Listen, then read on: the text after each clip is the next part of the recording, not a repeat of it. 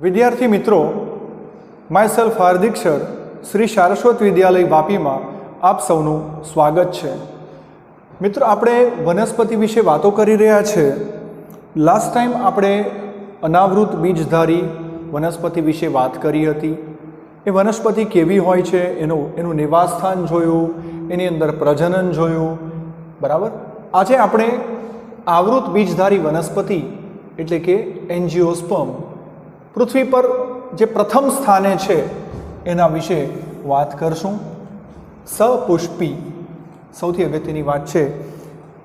સપુષ્પી એટલે કે જેને પુષ્પ આવે છે, પુષ્પ ધારણ કરે છે, જે ફ્લાવરિંગ છે.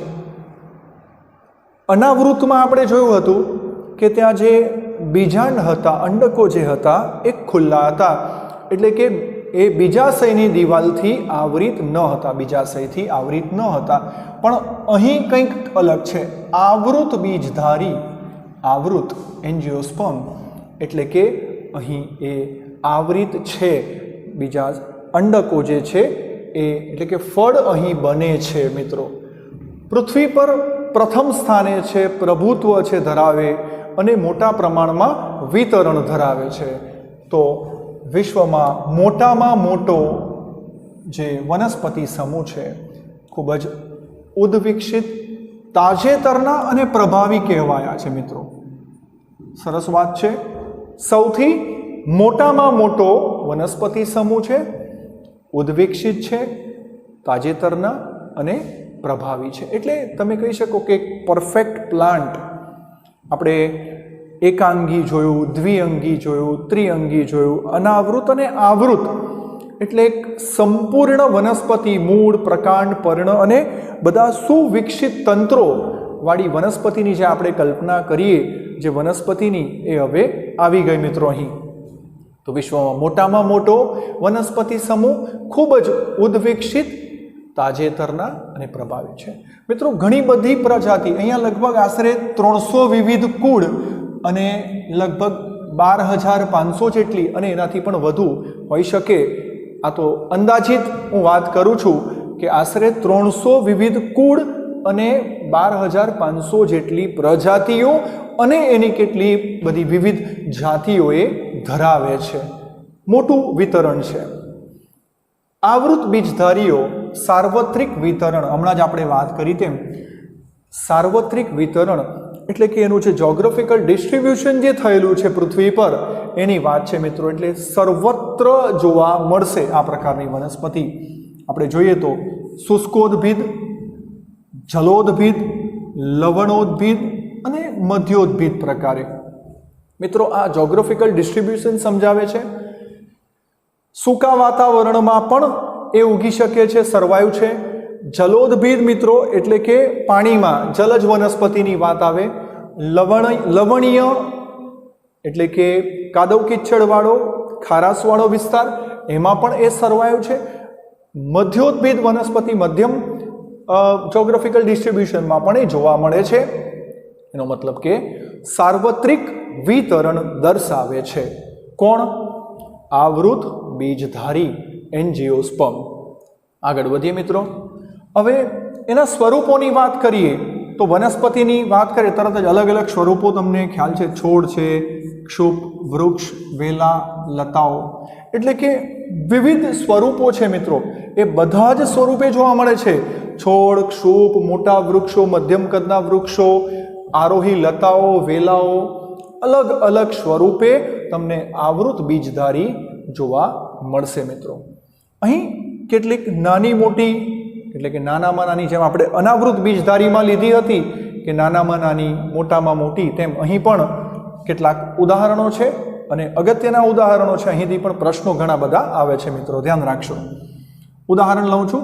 આ છે વુલ્ફિયા ગ્લોબોસા. આ જે મિત્રો પ્લાન્ટ છે, આ વુલ્ફિયા ગ્લોબોસા જે આવૃત બીજધારી છે, એ પૃથ્વી પર કેવી છે? નાનામાં નાની.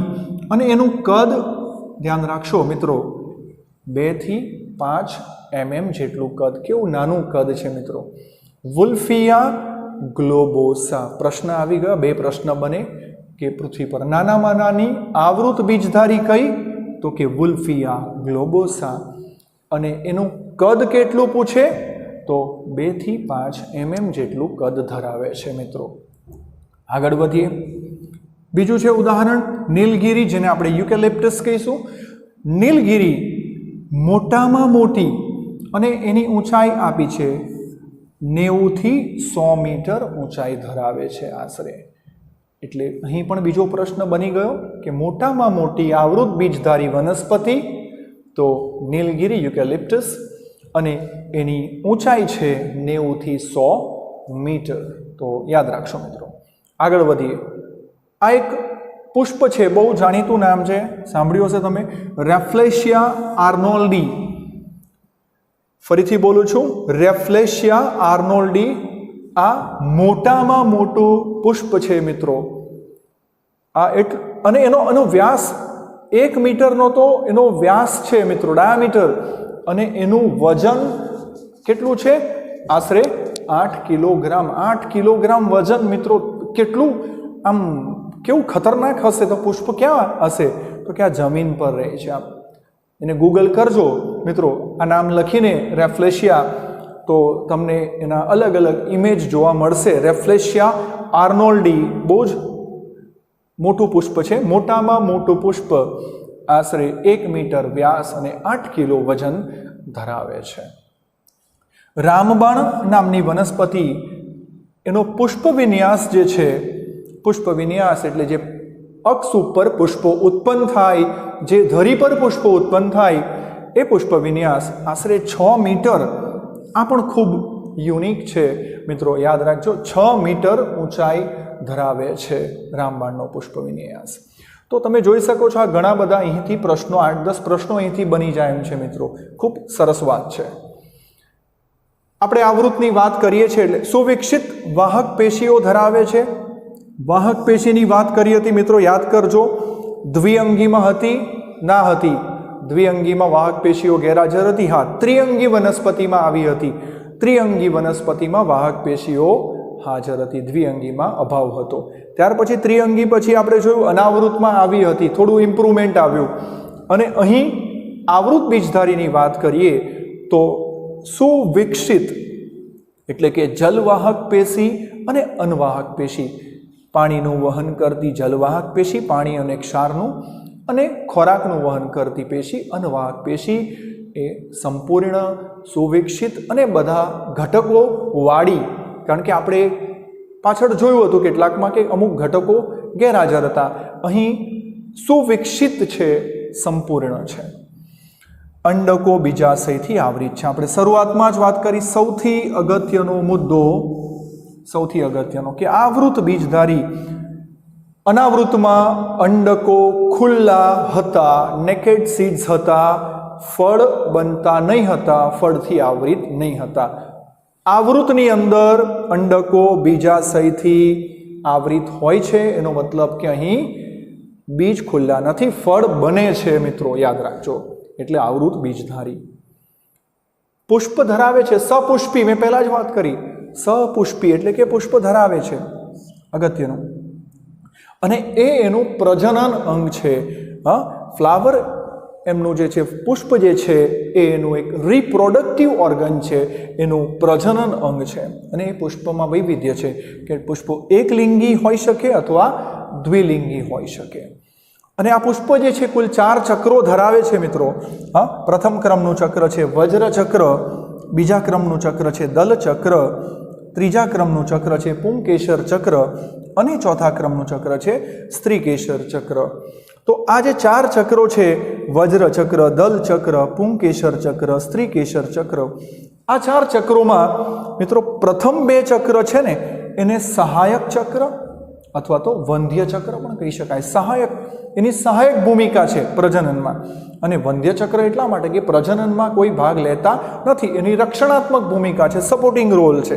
જ્યારે પુંકેશર એનો નર એકમ છે, સ્ત્રીકેશર ચક્ર એ ફિમેલ યુનિટ છે.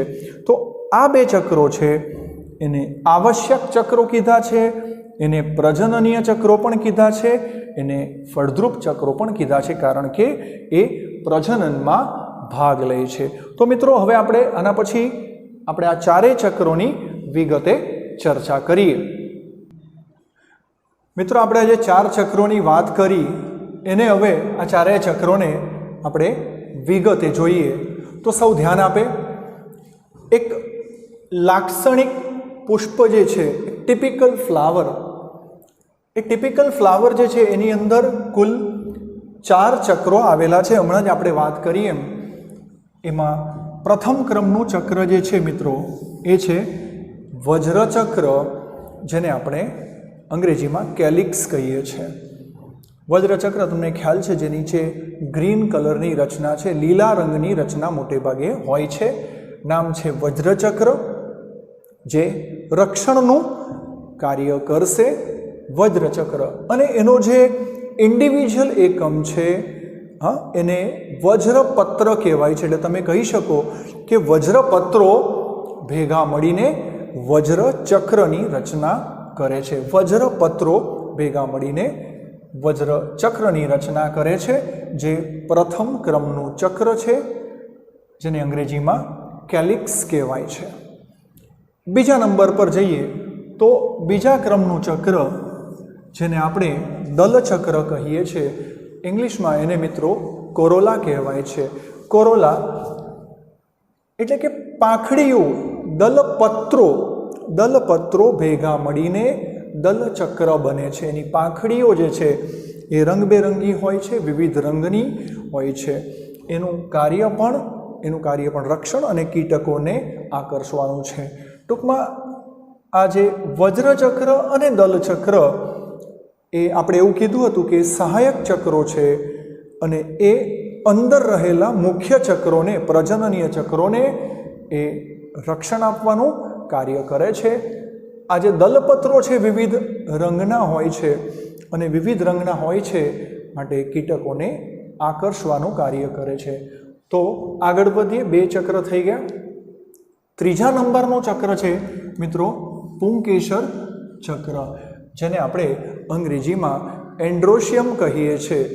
અને એનો જે ઇન્ડિવિજ્યુઅલ યુનિટ છે, જેને પુંકેસર કહીશું. એટલે પુંકેસર ભેગા મળીને પુંકેસર ચક્રની રચના કરે છે, જેને એન્ડ્રોશિયમ કહે છે. ત્રીજા ક્રમનું ચક્ર, પુંકેસરની સંખ્યા ઘણી બધી હોઈ શકે, 2 અથવા 2 થી વધારે પણ હોઈ શકે છે. ત્યાર પછી ચોથા નંબર પર જઈએ તો એનો ફિમેલ યુનિટ એટલે કે માદા એકમ સ્ત્રીકેસર ચક્ર. તો સ્ત્રીકેસર મોટાભાગે એક હોય, એક સ્ત્રીકેસરી અથવા બહુ સ્ત્રીકેસરી હોઈ શકે. તો સ્ત્રીકેસરની સંખ્યામાં વૈવિધ્ય હોઈ શકે, પણ પુંકેસર સ્ત્રીકેસર કરતાં સંખ્યામાં પુંકેસરો એની કમ્પેરમાં વધુ હોય છે, સ્ત્રીકેસરની સંખ્યા ઓછી હોય છે. સ્ત્રીકેસર ભેગા મળીને સ્ત્રીકેસર ચક્રની રચના કરે છે, જે ચોથા ક્રમનું ચક્ર છે, જેને અંગ્રેજીમાં ગાયનોશિયમ કહેવામાં આવે છે. મિત્રો યાદ રાખજો, ગાયનોશિયમ તરીકે ઓળખાય છે. તો મિત્રો મેં જે 4 ચક્રની વાત કરી, પ્રથમ ક્રમનું ચક્ર વજ્રચક્ર, બીજા ક્રમનું ચક્ર દલચક્ર, ત્રીજા ક્રમનું ચક્ર પુંકેસર ચક્ર, ચોથા ક્રમનું ચક્ર સ્ત્રીકેસર ચક્ર. આપણે વાત કરી તેમ આ 2 ચક્રો જે છે એ સહાયક ચક્રો છે. આ 2 ચક્રો છે એ આવશ્યક ચક્રો છે, કારણ કે આ બંને પ્રજનનની પ્રક્રિયા સાથે સંકળાયેલા છે. મિત્રો તમે અહીંયા જોયું છે કે એની સાથે પુષ્પનું આસન, પુષ્પાસન અહીંયા લખ્યું છે, જેના ઉપર પુષ્પ સ્થાપિત છે. પુષ્પાસન છે, નીચે પુષ્પનો દંડ છે, એટલે કે પુષ્પદંડ નામની રચના છે. તો આ એક લાક્ષણિક પુષ્પની અંદર આપણને કંઈક આવું જોવા મળે છે. હવે આપણે એવી વાત કરી કે પુષ્પ એકલિંગી હોઈ શકે, ક્યાં તો એ દ્વિલિંગી હોઈ શકે. તો એટલું યાદ રાખજો કે જો પુષ્પમાં માત્ર નર એકમ હાજર હોય, નર એકમ, તો એને નર પુષ્પ કહેવાય. જો પુષ્પમાં ઘણીવાર માદા એકમ હાજર હોય તો એને માદા પુષ્પ કહેવાય. એટલે કે સ્ત્રીકેસર હાજર હોય તો એ કેવું થશે? માદા પુષ્પ થશે. અને માત્ર પુંકેસરની હાજરી હોય બાકીના ચક્રોની સાથે, તો એને આપણે નર પુષ્પ કહીશું. એટલે પુષ્પ એકલિંગી થયું. પરંતુ જો આ રીતે એક જ પુષ્પમાં આ બંને ચક્રો હાજર હોય તો એને દ્વિલિંગી પુષ્પ અથવા તો આપણે ઉભયલિંગી પુષ્પો કહીશું. તો મિત્રો આ રીતે એના પ્રકાર પડે. બીજી વાત, જો પુષ્પના બધા જ ચક્રો, બધા જ ઘટકો બધું બરાબર આવેલું હોય તો તેવા પુષ્પને આપણે સંપૂર્ણ પુષ્પ કહીએ છીએ, એટલે કે કમ્પ્લીટ ફ્લાવર કહીએ છીએ. અને આમાંથી કોઈ એકાદ ગેરહાજર હોય તો આપણે એને અપૂર્ણ પુષ્પ કહીશું, ઇનકમ્પ્લીટ ફ્લાવર કહીશું. તો સરસ મજાની વાત છે મિત્રો. એક લાક્ષણિક પુષ્પ, ટિપિકલ ફ્લાવર, એના આ બધા ચારે ચાર ચક્રો. હવે આપણે એને વિગતે સમજીએ. એમાંથી આપણે પુંકેસર, આમાંથી એક પુંકેસરને બહાર કાઢીએ મિત્રો. અત્યારે એક પુંકેસર તંતુને બહાર કાઢીએ અને એને સમજવાનો પ્રયત્ન કરીએ. એટલે કે એનો નર એકમ. એટલે તરત જ પ્રશ્ન થાય કે આ પુંકેસરની રચનામાં અંદર શું હોય છે? પુંકેસરને ઇંગ્લિશમાં સ્ટેમેન કહેવાય છે અને એનો નર એકમ છે. તો અહીંયા આ જે દોરી જેવો તંતુ દેખાય છે, તંતુ છે. ત્યાર પછી આ જે ફુગ્ગા જેવી રચના દેખાય છે મિત્રો, અહીં આ ફુગ્ગા જેવી રચના દેખાય છે એ પરાગાશય છે, બલૂન જેવી. અહીંયા આ જોડાણવાળી રચના જેને આપણે યોજી કહીશું. આ પરાગાશયનું જ્યારે સ્ફોટન થાય છે એટલે કે ફાટે છે, ત્યારે એમાંથી પરાગરજ મુક્ત થાય છે. તો હવે પ્રશ્ન થયો કે આ જે નર એકમ, આ જે પુંકેસર લીધું, એ પુંકેસરની રચનામાં શું આવેલું છે? તો પુંકેસરની રચનામાં દોરા જેવી રચના, એક તંતુ છે. આ ફુગ્ગા જેવી રચના છે જેને આપણે પરાગાશય કહીશું. અને એ પરાગાશય જ્યારે ફાટે છે ત્યારે એમાંથી પરાગરજ એટલે કે પોલન ગ્રેન્સ મુક્ત થાય છે. હવે આપણે ચોથા નંબરનો જે યુનિટ છે, આપણે સ્ત્રીકેસરને બહાર કાઢીએ મિત્રો અને એને સમજવાનો પ્રયત્ન કરીએ. એને ઇંગ્લિશમાં કાર્પેલ અથવા તો પિસ્ટિલ કહેવાય છે, કાર્પેલ તરીકે ઓળખાય છે સ્ત્રીકેસર. ઓકે, હવે એના ભાગોને આપણે સમજીએ. તો એના ભાગોમાં જોઈએ તો સૌથી પહેલું અહીં લખ્યું છે પરાગાસન. ખૂબ અગત્યનું, પરાગાસન એટલે કે પરાગરજનું આસન. કેમ કે પરાગરજ અહીં સ્થાપિત થવાની છે. પરાગાસન, પછી પરાગવાહિની, અંદર બીજાશય અને બીજાશયની અંદર પોલાણમાં આવેલા છે બીજાંડ. આ પુષ્પનું આસન, પુષ્પાસન અને આ પુષ્પદંડની વાત કરીએ આપણે. તો એક સ્ત્રીકેસરને બહાર કાઢ્યું તો એની અંદર આ બધા એકમો જોવા મળ્યા. પરાગાસન, પરાગવાહિની, બીજાશય, બીજાશયના પોલાણમાં બીજાંડ અથવા અંડક અને પુષ્પાસન. તો હવે આ પુંકેસર અને સ્ત્રીકેસર થઈ ગયું. આ આપણે જોયું તો આ ત્રીજા નંબરનું યુનિટ થઈ ગયું, આ ત્રીજા નંબરનું, અને આ ચોથા નંબરનું યુનિટ થઈ ગયું. હવે આ જે પરાગરજ છે મિત્રો, તે અહીં સ્થાપિત થાય. આ પરાગરજ તો કેવી રીતે સ્થાપિત થાય? જેને આપણે પરાગનયનની ઘટના કહીએ છીએ મિત્રો, પોલિનેશન કહેવાય. પોલિનેશન એટલે કે પરાગનયન. કીટકો, હવા, પાણી, પક્ષીઓ, પ્રાણીઓ, આવા વિવિધ વાહકો દ્વારા પરાગનયનની ઘટના થાય છે. તો આપણે એની વ્યાખ્યા બનાવી શકીએ. શું વ્યાખ્યા બને? તો કે આ પુંકેસરની પરાગરજ સ્ત્રીકેસરના પરાગાસન પર સ્થાપિત થવાની પ્રક્રિયા. કોની? ફરીથી, તો પુંકેસરની પરાગરજ સ્ત્રીકેસરના પરાગાસન પર આ સ્થાપિત થવાની જે પ્રક્રિયા છે એને મિત્રો આપણે પરાગનયન કહીશું.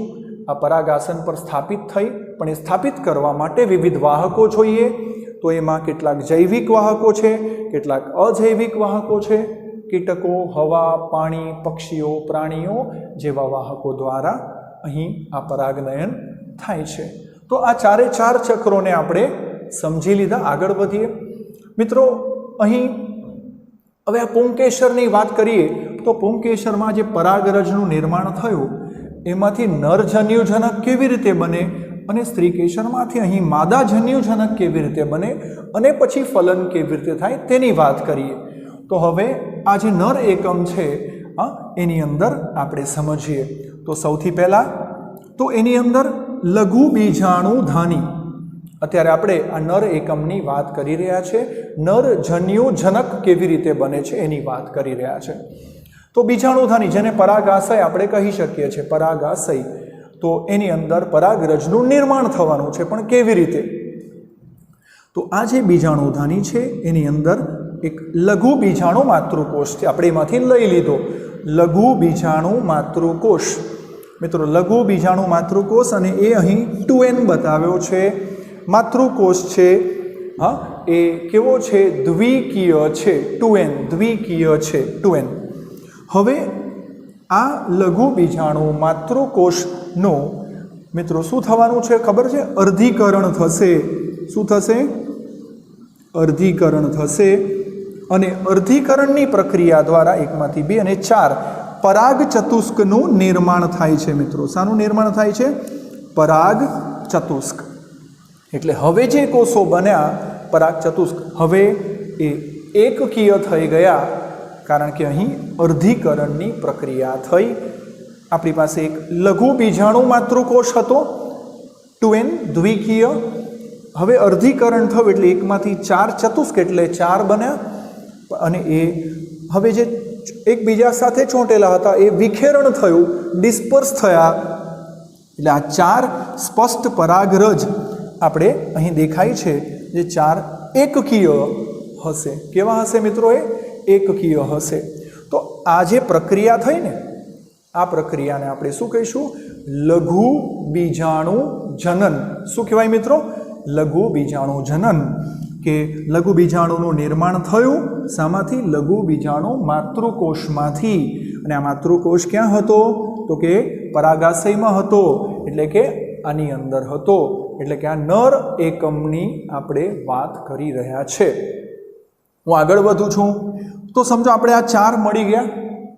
હવે આ 4માંથી આપણે એક લઈ લઈએ સમજવા માટે. તો આમાંથી 4 સાથે ન લેવાય, આપણે એકને સમજવા માટે લઈ લીધો. અને એનું જ્યારે આપણે એનો અભ્યાસ કરીએ અને એને ઝૂમ કરીને અંદર જોઈએ તો શું દેખાય છે? તો આની અંદર એક કોષ કેન્દ્ર દેખાય છે, કંઈક ડબલ લેયર દેખાય છે. અહીંયા બેવડા પડની રચના મિત્રો દેખાય છે. અહીં જે આ બહારનું આવરણ છે, આ બહારનું આવરણ જેને આપણે અહીં કહીશું બાહ્યાવરણ. શું કહીશું મિત્રો? બાહ્યાવરણ, જેને ઇંગ્લિશમાં એક્ઝાઇન કહેવાય છે. બહારનું આવરણ બાહ્યાવરણ, જેને એક્ઝાઇન કહેવાય, જે સ્પોરોપોલેનિન નામના ઘટકનું બનેલું છે. બહારનું આવરણ છે પરાગરજનું, બહારનું આવરણ જે છે એ સ્પોરોપોલેનિન. આ એક ટફ મટીરિયલ છે, મજબૂત સખત મટીરિયલ છે, જેનું રક્ષણાત્મક બાહ્યાવરણ એક્ઝાઇન. અંદરનું આવરણ જે છે મિત્રો એને આપણે શું કહીશું? અંતઃ આવરણ કહીશું. ઇંગ્લિશમાં એને ઇન્ટાઇન કહેવાય છે. અંતઃ આવરણને શું બોલાય છે? ઇન્ટાઇન કહેવાય છે, જે સેલ્યુલોઝ અને પેક્ટિનનું બનેલું છે. મિત્રો ઘણા બધા પ્રશ્નો અહીંથી બની શકે છે. આ ચક્રોના અનુસંધાનમાં આવી શકે, બરાબર, એના ભાગોના અનુસંધાનમાં પણ આવી શકે, અહીંથી પણ આવી શકે છે. ફરીથી બાહ્ય આવરણ અને આ અંતઃ આવરણ. હવે આ રચનામાં જોઈએ તો બાહ્યાવરણમાં કેટલીક ઠેકાણે એવી જગ્યા હોય છે કે જ્યાં સ્પોરોપોલેનિન હોતું નથી, એટલે કે એનું આવરણ કેટલીક ઠેકાણે આ ત્રુટક રચના જેવી બતાવી છે. તો એ ભાગને મિત્રો આપણે શું કહેવાય છે? એને જનન છિદ્ર તરીકે ઓળખાય છે. જમપોર કહેવાય એને, જનન છિદ્ર તરીકે ઓળખાય છે. તો આપણે આમાંથી એક રચના લીધી, એનો વિકાસ આપણે સમજી રહ્યા છે. એમાં આગળ વધીએ મિત્રો. હવે શું થશે? હવે આ જે અંદરનું આવરણ છે, આ અંદરનું આ અંતઃ આવરણ જે છે મિત્રો એ આગળ લંબાય છે અને એ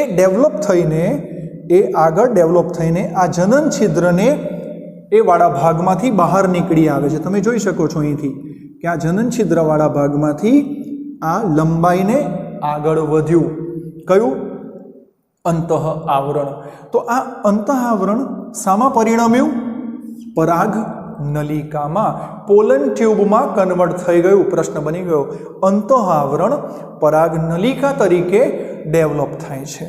હવે અહીં એકવાર વિભાજન થયું છે એટલે શું થશે? તો એક નાનો કોષ અને એક મોટો, બે અસમ કદના કોષો અસ્તિત્વમાં આવે છે.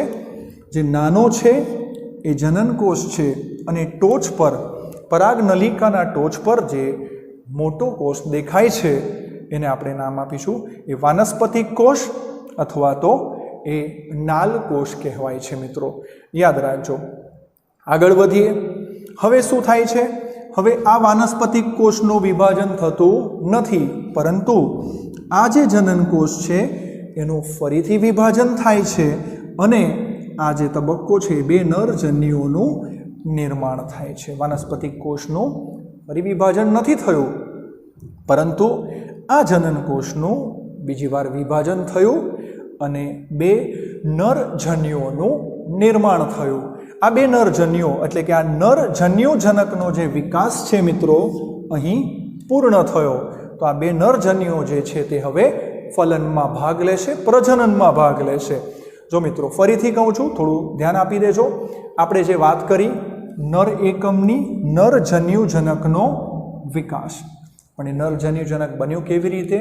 તો સૌથી પહેલાં પરાગાશયમાં એટલે કે આની અંદર બીજાણુધાનીમાંથી શું લીધું આપણે? એક લઘુ બીજાણુ માતૃકોષ જે 2n એટલે કે દ્વિકીય હતો અને એનું શું થયું? અર્ધીકરણ થયું અને એકમાંથી કેટલા બન્યા? 4 પરાગ ચતુષ્ક અને 4 કોષોનું નિર્માણ થયું, પરાગરજનું નિર્માણ। હવે આમાંથી આપણે એક લીધો અને એને સમજ્યા। એની અંદર આપણને 2 આવરણ દેખાયા। બહારનું આવરણ શું હતું? બાહ્યાવરણ, જે શાનું બનેલું છે? સ્પોરોપોલેનિન નામના ઘટકનું બનેલું છે। અંદરનું આવરણ અંતઃઆવરણ, જે સેલ્યુલોઝ અને પેક્ટિનનું બનેલું છે। જે ઠેકાણે સ્પોરોપોલેનિનનો અભાવ હતો એને શું નામ આપેલું છે? જનન છિદ્ર, જમપોર કહ્યું। ત્યારબાદ અસમ વિભાજન થયું। અસમ એટલા માટે કારણ કે 2 અસમ કદના કોષો અસ્તિત્વમાં આવ્યા। જે નાનો છે એ જનન કોષ અને મોટો કોષ એ વાનસ્પતિક કોષ અથવા તો નાલ કોષ કહેવાય છે। હવે શું થયું? તો કે આ જનન કોષનું ફરીથી વિભાજન થયું અને 2 નરજન્યુઓ અસ્તિત્વમાં આવ્યા, એટલે કે નરજન્યુજનકનો વિકાસ અહીં પૂર્ણ થયો મિત્રો। હવે આ રીતે આપણે માદાજન્યુજનકના વિકાસની વાત કરીએ, એટલે આપણે માદાજન્યુજનકની વાત કરીએ તો આપણે ચોથા નંબરના ચક્ર સ્ત્રીકેસર તરફ થોડું ધ્યાન કરવું પડે। તો આ જે બીજાશયના પોલાણમાં બીજાંડ છે તો અંદરથી આપણે પ્રદેહનો કોષ એટલે કે મહાબીજાણુધાનીને લેવી પડે, બરાબર છે? તો અહીં આપણે કોને લીધા હતા? નર એકમમાં લઘુ બીજાણુધાની મિત્રો। તો અહીં આપણે કોને લઈશું? અંદરથી મહાબીજાણુધાની, જેને આપણે પ્રદેહ પણ કહી શકીએ છીએ। હવે મહાબીજાણુધાનીમાં શું છે? તો કે એની અંદર છે મહાબીજાણુ માતૃકોષ। મિત્રો સરખામણી કરતા જઈએ। લઘુ બીજાણુધાનીમાં શું હતું? લઘુ બીજાણુ માતૃકોષ એ કેવા હતા? દ્વિકીય હતા। અહીં પણ શું થશે? મહાબીજાણુધાનીમાં કોણ છે? મહાબીજાણુ માતૃકોષ છે, એ પણ કેવા હોય? તો કે અંદર દ્વિકીય હોય। અહીં પણ હવે શું થશે? તો કે અર્ધીકરણ થાય। અર્ધીકરણ થાય અને કેટલા કોષો અસ્તિત્વમાં આવ્યા? અહીં 4, બરાબર? પરંતુ આ 4માંથી 3 જે છે એ વિઘટિત થઈ જાય છે અને અહીંથી આપણે એકને આપણે લઈએ અને એના વિકાસને સમજીએ। એક આગળ ડેવલપ થાય છે અને આ એકનું વારંવાર વિભાજન થાય છે મિત્રો। વારંવાર વિભાજન થાય છે, 3 વાર હવે સમવિભાજન થાય છે મિત્રો। શું થાય છે? સમવિભાજન થાય છે 3 વાર। અને શું થયું? તો અહીં આવી રચના જે છે માદાજન્યુજનકની એ અહીં જોવા મળે છે। તો સૌથી પહેલાં આ જે ભાગ દેખાય છે બીજાંડ તલ અને આ ભાગ છે એ બીજાંડ છિદ્ર છે। તો શું થયું? 3 વખત સમવિભાજન થશે, એટલે 3 વાર થાય એટલે 1માંથી 2, પછી 2માંથી 4 અને 4માંથી પછી 8, એટલે 3 વખત સમવિભાજનને અંતે કુલ 8 કોષ કેન્દ્રો અસ્તિત્વમાં આવે છે। તો સમજીએ 8ને। 1 2 3 4 5 6 7 8 મિત્રો 8 કોષ કેન્દ્રો અસ્તિત્વમાં આવ્યા, બરાબર છે? આ એકમાંથી કેટલા બન્યા? 8 કોષ કેન્દ્રો। હવે આ 8 કોષ કેન્દ્રોમાંથી આ જે ત્રણ જે છે એને નામ છે એનું પ્રતિધ્રુવી કોષો, જે આપણે તમે કહી શકો કે જે બીજાંડ તલ તરફ ગોઠવાયેલા છે.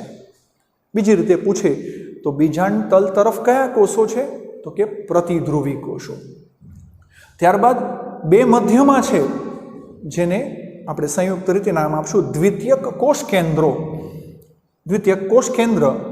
અને અહીં ત્રણ જે દેખાય છે એ બીજાંડ છિદ્ર તરફ છે. એમાંનો મધ્યમાં એક અંડકોષ છે, જ્યારે આ બાકીના બે જે છે એ મિત્રો એ સહાયક કોષ છે. તો આ બંને, આ અંડકોષ અને સહાયક કોષ, આ ભેગા મળીને એક અંડ પ્રસાધનની અહીં રચના કરે છે. પણ હવે તમે જોઈ શકો છો કે અહીંયા કેવું થયું? પહેલાં શું થયું? અહીંયા આ એક મહાબીજાણુ જે હતો દ્વિકીય હતો, પછી અર્ધીકરણ થયું, એકકીય કોષ છે, ત્રણ નીકળી ગયા, વિઘટિત થઈ ગયા, એક બચેલો છે. એટલે સિંગલ છે, આ એકકીય છે, એમાંથી વારંવાર વિભાજન થયું, 3 વાર સમવિભાજન થયું. પણ જે બનવાના, તો આ એકકીય હતો, તો જે બનનાર પણ બધા એકકીય જ હશે મિત્રો, કારણ કે મૂળ કોષ એકકીય છે. એટલે તમે કહી શકો છો કે અહીં કુલ 8 કોષ કેન્દ્રોનું સર્જન થયું. એટલે 8 કોષ કેન્દ્રીય અને 7 કોષીય. કેમ? તો કે 1 2 3, આને સંયુક્ત રીતે આપણે એક ગણીશું, બરાબર? 3 4 5 6 ને 7. એટલે તમે અત્યારે યાદ રાખો કે 8 કોષ કેન્દ્રીય અને 7 કોષીય અવસ્થાનું એ સર્જન થયું. તો ફરીથી સમજી લેજો, આ ખૂબ અગત્યની છે રચના. પ્રશ્ન થાય કે બીજાંડ તલ તરફ કોણ ગોઠવાયું છે? તો કે પ્રતિધ્રુવી કોષો ગોઠવાયેલા છે. મધ્યમાં દ્વિતીયક કોષ કેન્દ્ર છે. ત્યાર પછી બીજાંડ છિદ્ર તરફ કોણ ગોઠવાયું છે? તો અંડકોષ અને સહાયક કોષો ગોઠવાયા છે. એમ આ રીતે 8 કોષ કેન્દ્રીય રચના અને 7 કોષીય માદા જન્યુજનકનો વિકાસ અહીં આપણને પૂર્ણ થયો દેખાય છે. તો તમને આ બંને ક્લિયર થવા જોઈએ કે આપણે જોયું નર જન્યુજનકનો વિકાસ જે છે એ આખો કેવી રીતે થયો કે લઘુ બીજાણુ ધાની, એમાંથી લઘુ બીજાણુ માતૃકોષમાંથી નરજન્યુજનક બન્યો, અને અહીં મહાબીજાણુ ધાની પ્રદેહ, એમાંથી અર્ધીકરણ થયું, મહાબીજાણુ માતૃકોષમાંથી અર્ધીકરણ થયું, ત્યાર પછી સમવિભાજન થયું, અને આ આખી રચના માદા જન્યુજનકની તૈયાર થઈ. બીજી અગત્યની વાત કરું મિત્રો, અગત્યની વાત એ છે કે અહીં બેવડું ફલન જોવા મળે છે. બેવડું ફલન આપણે અનાવૃત બીજધારી વનસ્પતિમાં આપણે જોયું હતું કે ત્યાં સિંગલ એટલે કે એકવડું ફલન હતું, અનાવૃતમાં એકવડું ફલન, અને ત્યાં પરાગનયન પવન દ્વારા થતું હતું અનાવૃત બીજધારીમાં. પણ અહીં આવૃત બીજધારીની વાત કરીએ તો બેવડું ફલન થાય છે, અને ભ્રૂણકોષનું નિર્માણ ફલન બાદ થાય છે. અનાવૃતમાં પૂર્વ ફલિત હતું, અહીં ફલન બાદ થાય છે. પણ આપણે તો એ સમજવું પડે કે ભાઈ બેવડું ફલન એટલે શું? તો આપણી પાસે અહીં બંને રચનાઓ છે, નર અને માદા જન્યુ.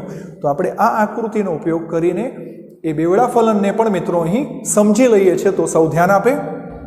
તો હવે શું થાય કે આજે નરજન્યુજનકનું અહીંયા સ્થાપન થઈ ગયું, પરાગનયન થઈ ગયું.